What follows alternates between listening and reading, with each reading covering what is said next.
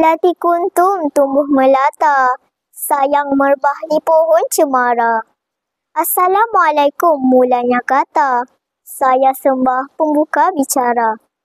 Izinkan saya memperkenalkan diri, Sri Nomelina Yasmin binti Muhammad Yazid nama diberi. Berumur 11 tahun dan bersekolah di Sekolah Kebahasaan Air Merbau Jasim Melaka. Kod sekolah MBA 1079. Hobi saya membaca buku dan bercita-cita untuk menjadi seorang pendidik suatu hari nanti. Seperti yang anda lihat, novel ini diterbitkan oleh Blink Book Sendirian Berhad pada tahun 2021.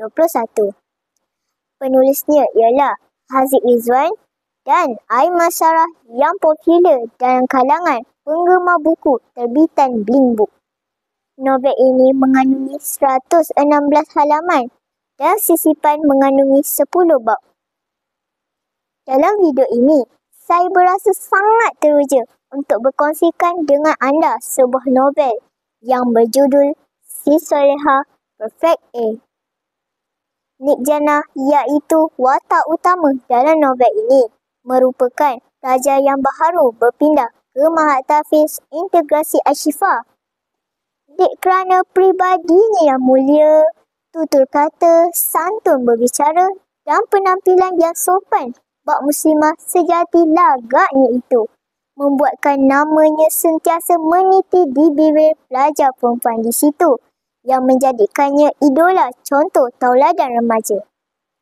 Pendek kata, dialah gadis muslimah perfect A. Namun, kehadirannya menggugat kedudukan calon ketua pelajar yang paling berwibawa Syed Siddiq. Pelajar lelaki yang pernah menerima kepimpinan peringkat Asia itu mula merasa tercabar dengan perhatian yang diterima oleh Nik Jannah yang turut mendapat sokongan dari pengetua. Nama Nik Jannah turut dicalonkan sebagai ketua pelajar Mahat Tahfiz Integrasi Ashifa. Maka, berlakulah pertemuan antara dua orang pelajar yang tampak sempurna serba-serbi dalam pilihan raya merebut jawatan kepimpinan tertinggi. Bermacam-macam strategi dipasang demi memancing undi. Satu demi satu aib terbuka kerana mengejar cita-cita dunia. Syed Siddiq telah membuat khianat dengan merakam video Nik Jannah dan rakan-rakan tanpa pengetahuan Nik Jannah. Syed Siddiq telah menyebarkan video tersebut.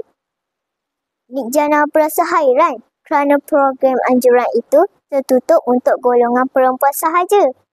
Guru disiplin memanggil Nik Jannah untuk berjumpa dengan tuan pengetua dan diberi hukuman. Rakan-rakan Nik Jannah mengekori Syed Siddiq dan mendapat tahu siapa pelaku sebenar. Mereka memberitahu tuan pengetua tentang siapa pelakunya dan tuan pengetua berasa sangat kecewa. Walaupun Nik Jannah ditimpa ujian berat, beliau sanggup menggalas tanggungjawab mewakili sekolah ke peringkat negara.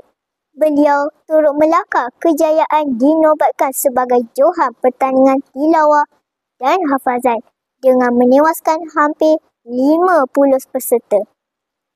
Kini, Nik Jannah dipanggil sebagai ketua pelajar Si Soleha Perfect A.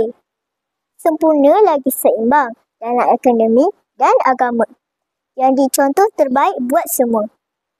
Pengajaran yang boleh diambil dalam novel ini, janganlah mementingkan diri dan mengambil kesempatan atas jawatan yang diberi. Rasulullah pernah bersabda, ketahuilah setiap daripada kamu adalah pemimpin dan setiap daripada kamu akan diminta pertanggungjawabkan terhadap apa yang dipimpin. Sekian dari saya. Assalamualaikum warahmatullahi wabarakatuh.